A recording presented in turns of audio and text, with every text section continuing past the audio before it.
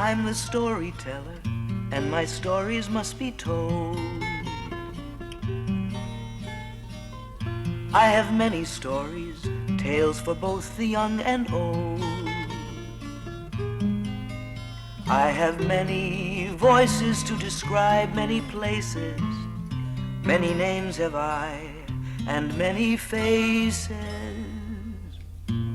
In Russia I am Ivan, in Sweden I am Jan. In Germany I'm Johann, in America I'm John. From my many travels I have gathered these tales to teach you good sense when all else fails. Sometimes there are tears, sometimes there is laughter, but always are happily ever after.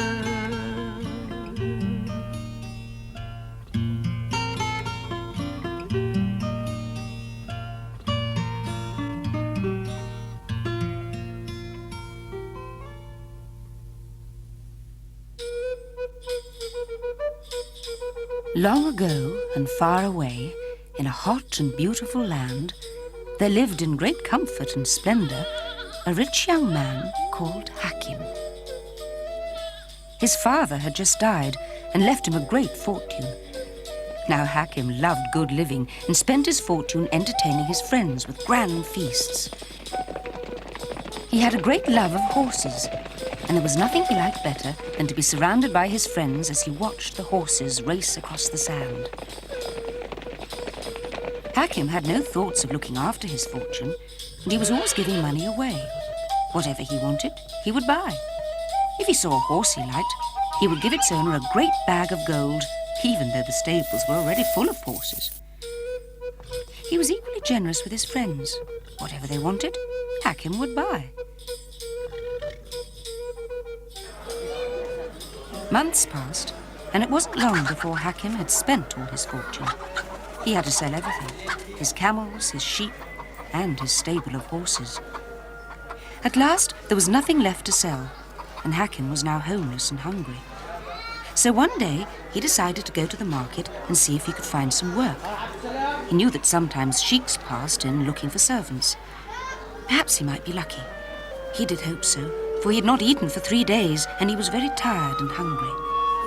The market was busy with women buying, traders selling, and travellers passing through. Hakim waited patiently. He did hope someone would stop and ask if he wanted a job, for he was young and able-bodied and prepared to work hard for his living, even though he'd never been a servant before. No one approached Hakim, and he began to feel very despondent. He decided to walk round to the other side of the market. Perhaps he would have more luck there. He'd been waiting for many hours, and he did not have much hope now. The afternoon was drawing in, and soon people would be leaving and returning to their homes.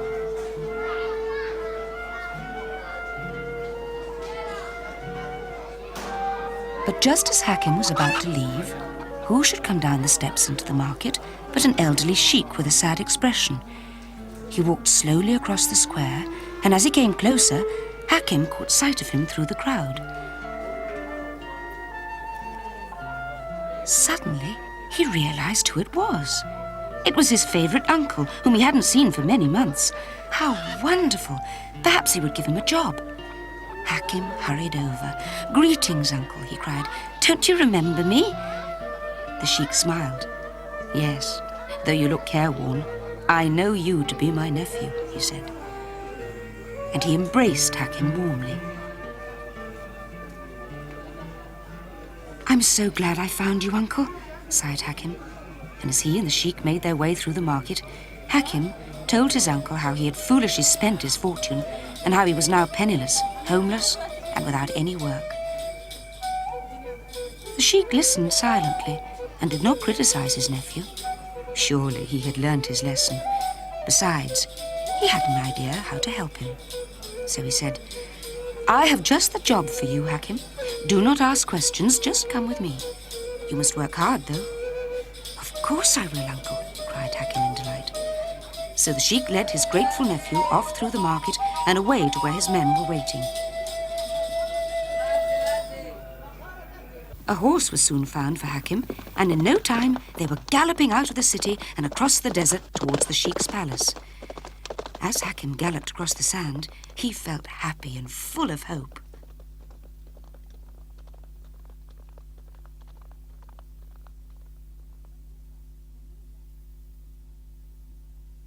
When they arrived at the palace, the Sheikh asked Hakim to follow him, and he led him into a beautiful room.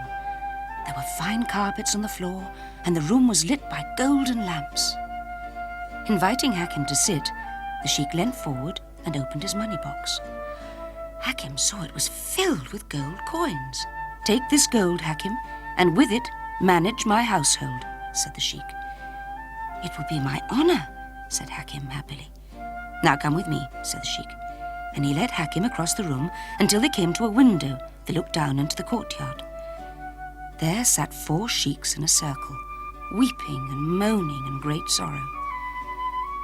"Your job, Hakim, is to look after our every need," said the Sheik. "Will you do that?" "Oh, yes," said Hakim, though he was puzzled by the Sheik's behavior. "There is only one thing forbidden you," said the Sheik sternly.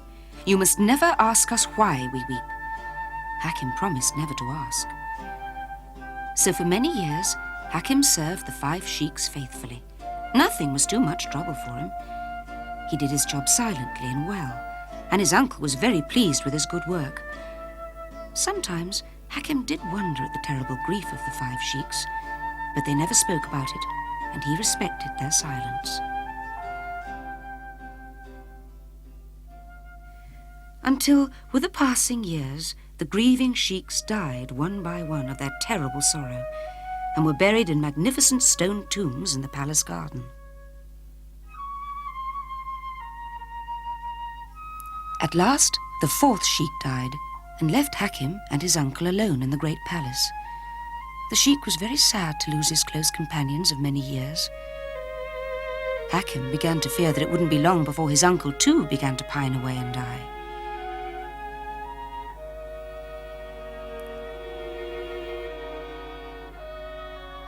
And indeed, it wasn't long before Hakim's uncle did fall sick and soon lay close to death. As Hakim nursed him lovingly, he said at last, "Uncle, I have served you faithfully these many years, and I desire to know but one thing. What is the cause of your weeping?"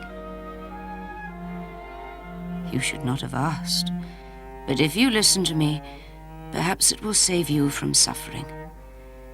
The old sheik raised himself weakly from his bed and pointed to a heavy door. He whispered, "If you wish to remain happy, never, ever open that door. For if you do, you will repent it all the days of your life." Then the sheik fell back on the pillows and died, his sorrow at last over. Poor Hakim was very sad to lose his dear uncle, for he was very fond of him. He would remember his words and stay away from the door. Hakim buried his uncle in a tomb beside those of the 4 other sheiks. He now found himself the owner of the beautiful palace and all its many treasures. Once more he was a very wealthy young man, but he mourned the loss of his uncle, whose kindness and love Hakim missed sorely. For some time, Hakim lived very happily at the palace, enjoying the fruits of his years of faithful service. Until one day, he just happened to pass the forbidden door. As he went to open it, he remembered his uncle's warning, but his curiosity was too great, and quickly he shot back the rusty bolts and opened it. He did not hesitate for a second, but went quickly through the door and soon found himself in a deep tunnel.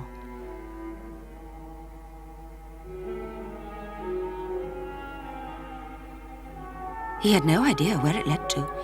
It was too late to go back now, and besides, he was very curious to see where it went. How exciting it was! Perhaps now he would discover the reason for the sheik's grief, a question which had been troubling him for some time.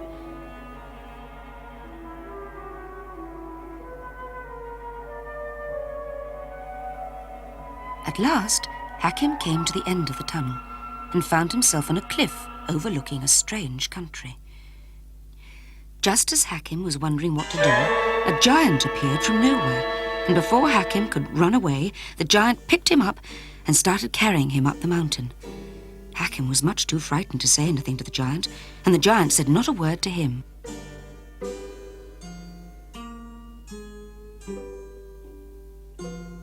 On and on strode the giant, carrying Hakim as though he was but a feather.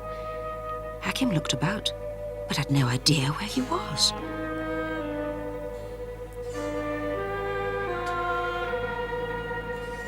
At last, they came to the top of a rocky hill, and without a word, the giant set Hakim down and disappeared among the rocks. Hakim was feeling frightened and shaken, and was beginning to wish he hadn't opened the door, for he was now miles away from home and had no idea where he was or what to do. Also, he was feeling very hot and thirsty, but he had no water. Just then, Hakim looked up, and what should he see but a train of camels high on the ridge above him? Should he shout at the three riders? There was one extra camel. Wouldn't it be wonderful if it was for him? And then he saw to his great joy that the camel train was indeed making its way towards him. As they came closer, Hakim saw with some surprise that though it was a man leading the camels, the three riders were in fact beautiful young maidens. The first maiden dismounted and made her way to Hakim, offering him a golden cup. It was filled with a refreshing nectar that immediately quenched Hakim's thirst. The second maiden offered Hakim some food, and the third maiden held out a beautiful golden robe and placed it round his shoulders. Hakim would dearly have liked to ask these three young maidens where he was, but they spoke not a word to him. Instead, they led him away to where the camels were waiting. Hakim was in such a daze, he did not resist, and they helped him up into the saddle.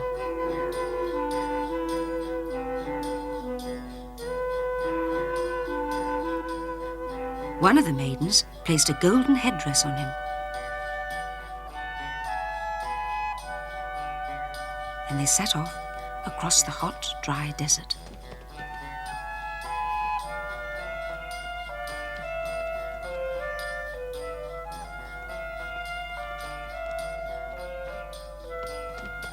They journeyed on for many hours until they came to a fertile plain. Each time Hakim ventured to ask the beautiful maidens where they were going. They would say nothing, but smile mysteriously. So Hakim just had to be patient and wait. Though it was hot, Hakim's thirst seemed completely quenched by the soothing nectar the maiden had given him, and the food had satisfied his hunger. On and on they went, until they came to a lush green valley through which ran a sparkling stream. Hakim had never seen such pretty countryside, and he knew he must be in another land. As Hakim journeyed on, he thought how strange his life had been. First, he'd been left a fortune, which he had foolishly spent. Then, when his fortunes were at their lowest, he had met his uncle, who had given him work. Then he had lost his uncle and had been left another fortune. And now, because he was too curious to be obedient, he had entered the forbidden door and found himself travelling over a strange land with three beautiful maidens. Then as they came over the plain, Hakim saw in the distance a most magnificent palace surrounded by beautiful gardens and trees. Never before had Hakim seen such a palace. It looked truly splendid as it glittered in the sunlight. At last, they arrived in the gardens, and the four camels went gracefully down on their knees so that their riders might dismount.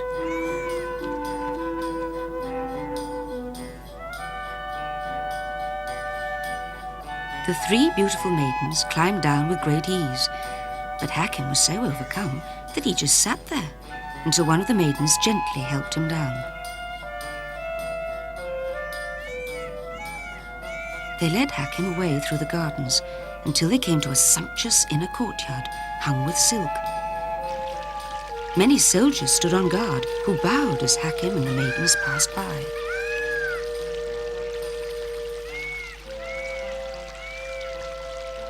Suddenly, Hakim stopped, for there was a door just like the forbidden door he had entered. Then Hakim saw the king.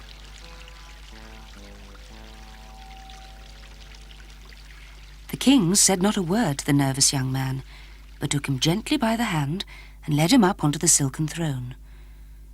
More and more, Hakim felt sure he must be dreaming. The king beckoned him to be seated, and Hakim obediently did so. The king sat down beside him, and there was a moment's silence. Then suddenly, the king drew back his veil and revealed himself to be a beautiful woman. Hakim gasped as the queen smiled and said, "Know you that in this country it is the women who rule?" The queen then turned and pointed to a soldier, who immediately drew back his cloak and revealed himself to be a woman. Hakim was stunned.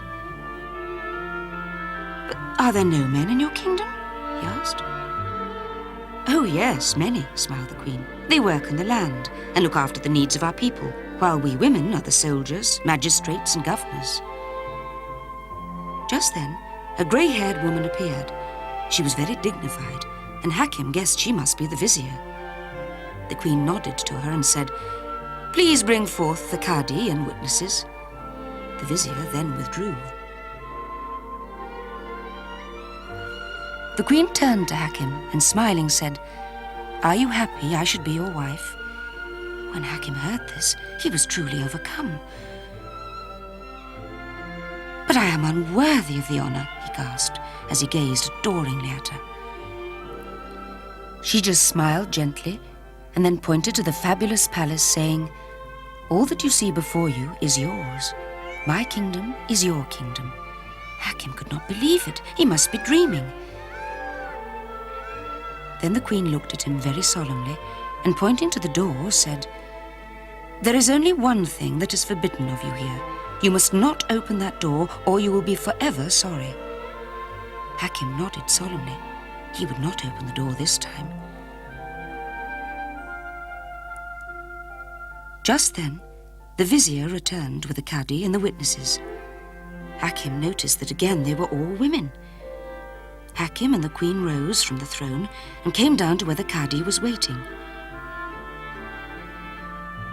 As the wedding ceremony took place, Hakim felt as if he were floating on air. He kept expecting to wake up and be back in the palace. But instead, Hakim and the queen were joined together in marriage, and a great feast was held in celebration. Hakim was the only man at the feast.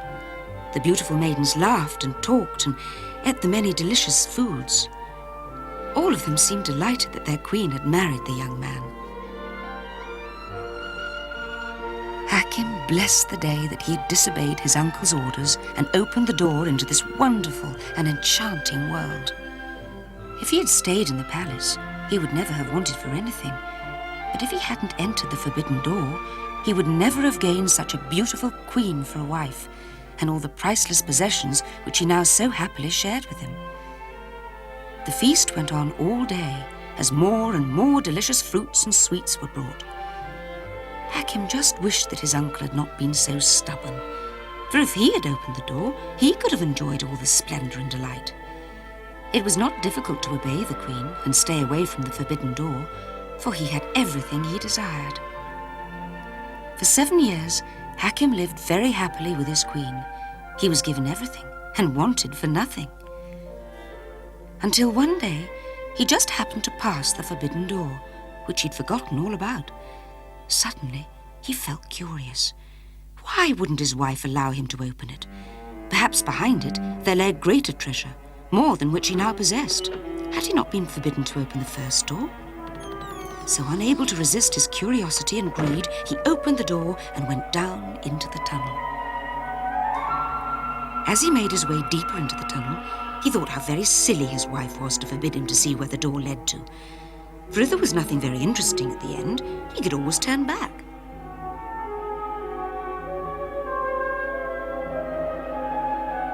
Suddenly, there stood the giant with a dreadful expression. "Fool! All is now lost. Only misery awaits." Hakim turned to run back down the tunnel, but it was too late. The giant just picked him up and carried him outside. Silently and with great contempt, the giant carried Hakim back over the Rocky Mountains. Hakim could not weep or even utter a word, for he knew he'd been the greatest fool of all. Whatever he did or said, the giant would never take him back to the beautiful enchanting land he'd just left. At last, they came to the rocks close to Hakim's palace. The giant put Hakim down and disappeared without a word. Hakim, dazed and in deep despair, sat and wept. He stayed there without moving for many days, weeping for the loss of his queen and the beautiful country he had left behind. He hoped that he might just be forgiven and allowed to return there, and his heart lifted when, after many days, he looked up and saw on the horizon a rider on a camel. Was it his queen coming to bring him back to her palace? Oh, he did hope so.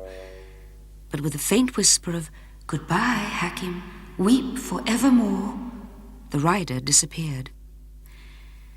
Hakim then knew that through his great greed and curiosity, he had lost everything he loved and held dear forever. Hakim returned to his palace.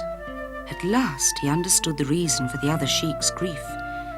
For now he too spent all day weeping, not caring to eat or drink. And not wishing to afflict another with his sickness or grief, he kept to himself forever the secret of the forbidden door.